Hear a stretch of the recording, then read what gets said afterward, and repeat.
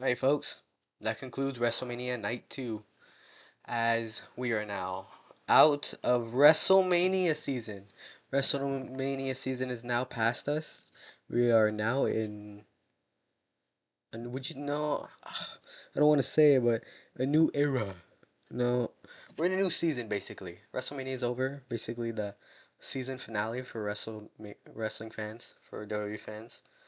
But yeah. So I always say it's not the end of the season. I always say the end. It's the end of a season.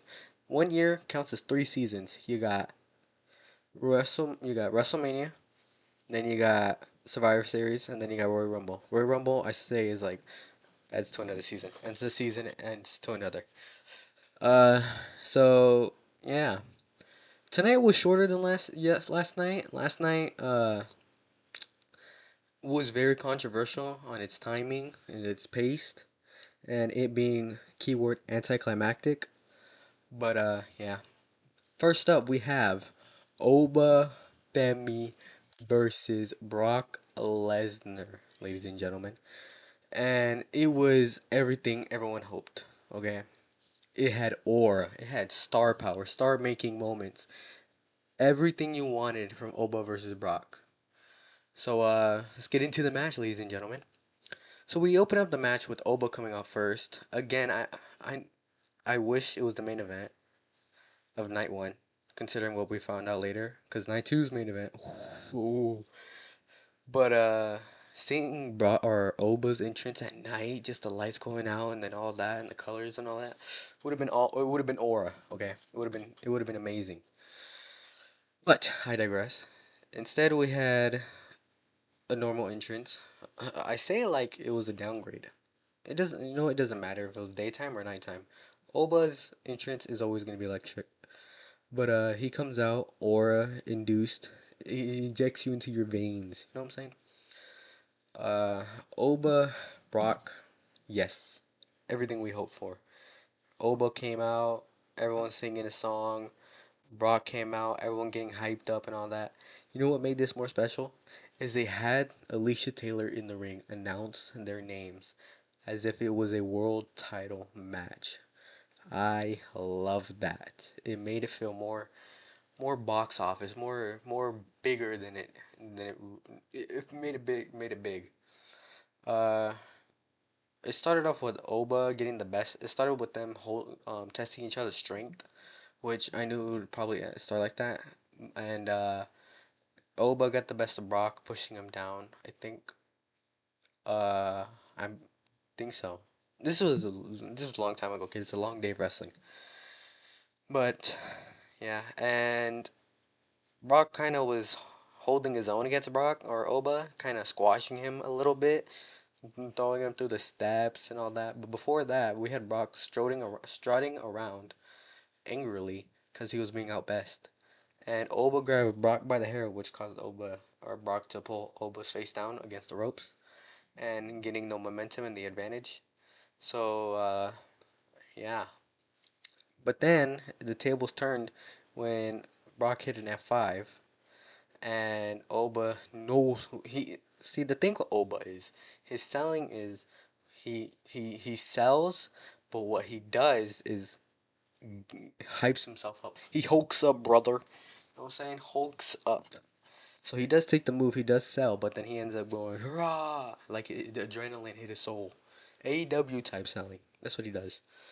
So yeah, and then Oba ends up giving Brock a big choke slam, and then picks up Brock and slams him down, getting the victory. Now, the way Oba's face looked, I don't think Oba knew if he was going to get the win.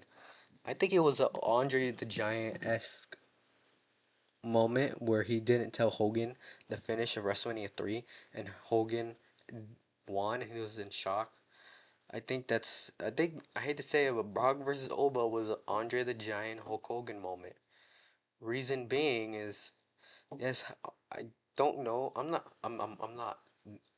old, so I don't remember if Andre wrestled after losing to Hulk Hogan or if that was his retirement. I think so. I do believe so. I don't know. That's a good thing for me to search up. I need to expand my knowledge. But after the match, we had Brock Lesnar, the guy I hated as a child. Always won, always beat everyone I loved. Uh, he took off his gloves and then laid him in the ring and took off the boots and laid him in the ring, signifying that he is done, ladies and gentlemen. Brock is retired.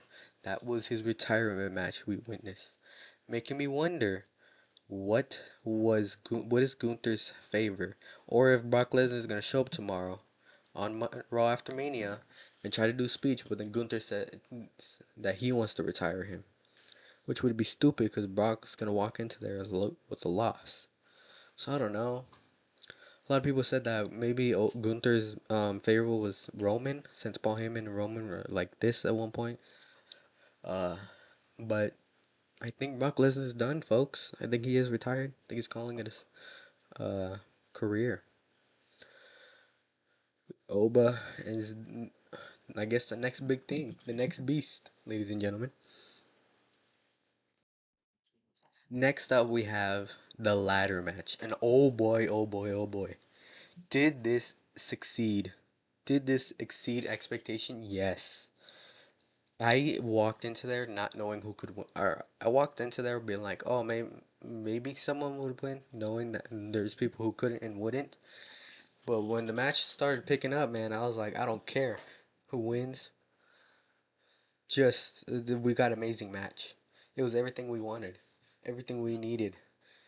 Uh, and I can tell you, folks, already better than night one.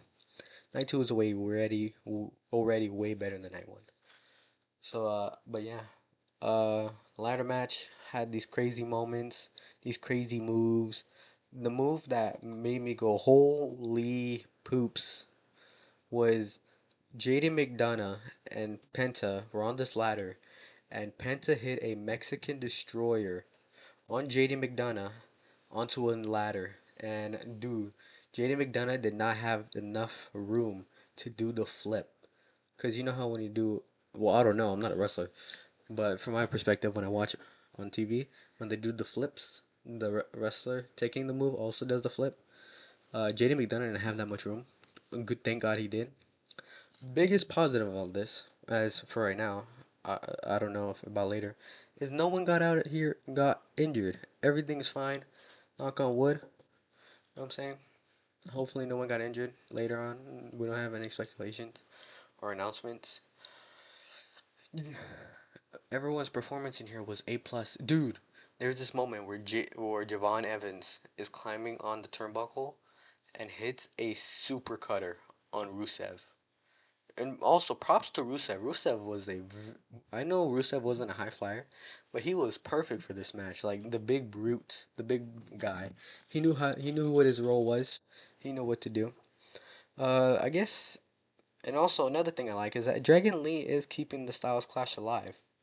So yeah, yeah, Will Osprey.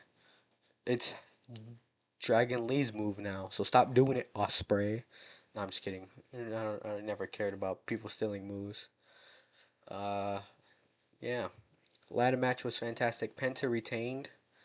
Uh, Rey Mysterio didn't take that many bumps. The only big bump he took was when he did like a move to the outside, landing on Rusev and putting Rusev through the ladder. But I mean, you expect that because Rey Mysterio is quite old. So I thought Javon Evans would win here, signifying the big three winning. The Oba, Trick, and Javon, signifying they're the next big things, they're the next faces of the company. But I guess not. Uh, yeah. I guess you could say Javon winning. I don't know. I really did think Javon would win. I also thought Rusev would win after doing a 1v5 on Monday. But yeah, that was the ladder match. It was really, really good. Great ladder match. Great, great, great, great. Considering you had a lot of high flyers in there, a lot of risk takers, a lot of daredevils. And Rusev added another element. It was a great match. I give it a thumbs up. Yeah. Next, folks. Next up, we have Trick Williams versus Sami Zayn. So, mm-hmm, mm, I don't know how to feel about this match because we fell into this trap again where the matches were super short. Okay, Trick Williams. I find a hard time feeling about this match because of the sole reason that I wanted Mello and Ilya there. It would have Melio. Gotta get his name right. Mello needed this. Mello has been busting his ass. Ilya and Mello have been putting on match after match, banger after banger. To quote Sheamus. And yeah, Sami Zayn lost. Trick Williams with his lemon pepper steppers with the trick shot ended up winning the United States champion. Little Yachty was there too. Little hype man. It was pretty cool. A great use of a celebrity. Sami Zayn lost. Sami Zayn was doing heel moves in this match. Okay, it was pretty. It was weird. I think it was a double turn today. Trick Williams becoming a face and Sami Zayn becoming a heel. I think. I don't know. They didn't specify or do like crazy moves to signify it. But yeah. Trick Williams won. Came out with the longest. I don't know what it's called, but like his coat had this long sheet with him. It was really long, almost long as the um, ramp. Yeah, it was a great match. It was 7 minutes long. Didn't give him necessarily enough time to win. I could say a lot of these matches need rematches because, dude, there's only a handful that don't need rematches, and some a lot that do need rematches because of the timing. They didn't give them enough time. Like this, honestly, it was pretty cool. I wouldn't mind if they got another rematch, like on a SmackDown or coming up in Tampa, Florida. But I guess this signifies Trick Williams as one of the next big things. I really do think they're gonna try to keep Trick and Oba away from each other for a while, since Oba's on Raw and Trick's on SmackDown. But yeah, I think we're gonna start becoming in a new era. All right, so next up we had Finn Balor versus the King of the Luchadors, the Mega Campeon Dominic Mysterio. Okay, Dominic and Finn put on a great match. Finn Balor coming out as the demon. Great entrance. Dominic had a very fantastic entrance too. Walking out with a bunch of luchadors and carrying the Mexican flag and I think it was the Judgment Day flag. Maybe been a luchador flag. I don't know. And it was actually announced during the pre-show, the countdown, that it was gonna become a street fight. Which I was like, huh, okay, I guess that adds a little more to their feud, considering they've been best friend, or I don't know if they're best friends in real life. I can't do the quotation. Since they've been best friends, storyline, and I don't know if in person. I'm pretty sure they are now, considering they've been with each other for a long time. Then again, I don't know. Uh, they were friends, now bitter enemies. So yeah, and then plus it was the demon, so you had to give Dom some type of way of an advantage to make it seem like a fair fight, which they did. Dom was pretty schemy, pretty good in this street fight. Yeah, like I said, there's not much to say because it was a great match. Dominic Mysterio was smart with his moves and type of ways he used level weapons differently.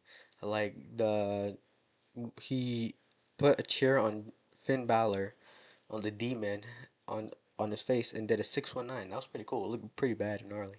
And then Finn did the same thing to Font. Bro, I gotta stop messing up the names. To Dom and ended up doing a drop kick into the turnbuckle, and it looked bad because Dom looked like he jumped upward and then boom hit with a chair. But yeah, this was a great match. Table spot. Finn did his moment where he gets revived and just starts winning and defeats Dom. But it's so nice to see the demon. Like I'll never say no to a demon entrance, a demon match. Okay, because the face paint, and all that, and the hidden details on his body paint is amazing. I love the demon. Never just, dude. I was there for WrestleMania 39. to see the Demon's entrance in person. I can tell you now, the Demon's entrance is amazing on TV and in person. Phenomenal. Amazing. Great to see the Demon back. I don't know if this is going to be a one off, but I don't know where they go next. Guess we'll find out. It's what called Enjoy the Journey. Enjoy the show. Next, we had Rhea Ripley and Jade Cargill, one on one. And oh my god, has Jade been hitting the performance center? Because, dude, Jade over excelled my expectation. Not that she isn't a bad wrestler, but it's just that she hasn't had that marquee 5-star classic or great match yet. But dude, Rhea and Jade, phenomenal. Jade, again, presentation with her entrance and all that, cool. You know, I always wondered when is the day, because Jade Cargill was always known or been announced and said that she played a great storm, Sue Storm, or not Sue Storm, a great storm in a live action. And I wonder if she's ever gonna come out with the with a storm type outfit. I thought she would, because it's WrestleMania season this time. But no, but I wonder if they ever will. But Rhea came out too, pretty cool, big pop. You know, we love big pops around here. Came out with this cool gear. I'm a sucker for orange gear and white gear. I'm a sucker for those two gears. Like if you add those colors to your gear, I'm a sucker for it. I don't know why. I just loved it. Always have, always will. Phenomenal match. These two need a rematch, okay, with longer time because their chemistry was was completely phenomenal. Okay, you notice how this time I'm saying phenomenal and fantastic now? Yes, night one was ass. Night two was pretty good. It was actually really fantastic compared to night two, which is ironic because Pat McAfee said don't tune into night two and stay tuned for night one. And I was like, and then leaving the show, I was like, Pat McAfee can retire, bro. Get out of here. You don't know nothing. But yeah, it was a great match. The BFAB and Michin started interfering into the match, um, causing Jade, costing Jade, or no, causing Jade to take advantage and hit what was a one-winged angel, but they called it the sandstorm or sandcastle. I can't remember, but it was a one-winged angel. Okay, and she hit it crispy. Please make that either your finisher or your signature, cause oh my god. And Kenny Omega, I guess someone can kick out of the one-winged angel. You know who they are? Rhea Bloody Ripley. Yeah, Mov. Yeah, great match. As B-Fab and Michin were doing their thing, EO came out, saved Rhea, did the save. I, for some reason, thought EO would turn heel because of WrestleMania, and EO was snubbed of a world title shot or anything on the Mania card, but I guess not. So, Jay lost. Rhea is your new women's world champion. But I'm excited because now it's a new fresh start for the main event scene for the SmackDown division. Then again, you can't really say anything because no, yeah, it is a new start, new fresh start for the division. So next up is your main event of the evening: CM Punk versus Roman Reigns. Now, let me tell you, this match was phenomenal. Okay, it may have been the greatest WrestleMania in-ring match since when was the last time we had a one-on-one, no shenanigans, just straight up wrestling match for WrestleMania? Damn, it's that long. Was it Drew and Brock? Or did Brock and Roman have any shenanigans, or was it just a clean finish? I think Brock and Roman was a clean finish since 30 on WrestleMania 38, right? Yeah. Anyways, CM Punk versus Roman Reigns was a phenomenal match. It was just grabs, bro. It was what we expected out of night one WrestleMania. They had amazing chemistry. It just felt like this match kept hitting a new gear again and again and again and again. Roman Reigns and CM Punk, please. I don't know if you can, but have another match. Cause oh my god, was it fantastic, ladies and gentlemen. We had two oh Roman Reigns' entrance, right? It was amazing. Piano, drums, made him look like the final boss. which we did not see, which is made me mad because for the sole reason, Rock, why'd you post Instagram pictures that you were in Las Vegas, knowing damn well WrestleMania was there, knowing damn well that Roman Reigns was a part of the thing and that there's a bloodline story type thing. Rock, you gotta stop doing that. Okay, if you're not gonna show up, just shut up about being in Vegas. Okay, but yeah. Oh, back to what I was thinking about. Roman Reigns' entrance was awesome, but then the big shocker was one. It was the return of his original theme song and the Gold Glove, ladies and gentlemen. When that happened, new theme, Gold Glove, CM Punk, it was over. That was when it was over for you, buddy. You were cooked at that moment, CM Punk. But CM Punk also had a great entrance walking out, showing highlights of his career as walking out. And then when he showed up on the stage, the ramp, no music. I was like, oh, are they gonna do like a no music type thing, and then fans start singing his theme song? No, they just had him stand there. Crowd started going crazy and all that, which was a cool shot. Went down on one knee saying it's claw ring time, and then the theme song hit, which was hard. It was amazing. It got me hyped. Then Roman and CM Punk started. It was awesome. Okay, it showed both of their minds working. It showed the big story here. The big story here was CM Punk and Roman Reigns being younger than CM Punk and pulling into the "you're old" story. Uh, Again, CM Punk was wearing white gear too. I'm a sucker for white gear. And Roman Reigns' gold glove. Ooh, give me that.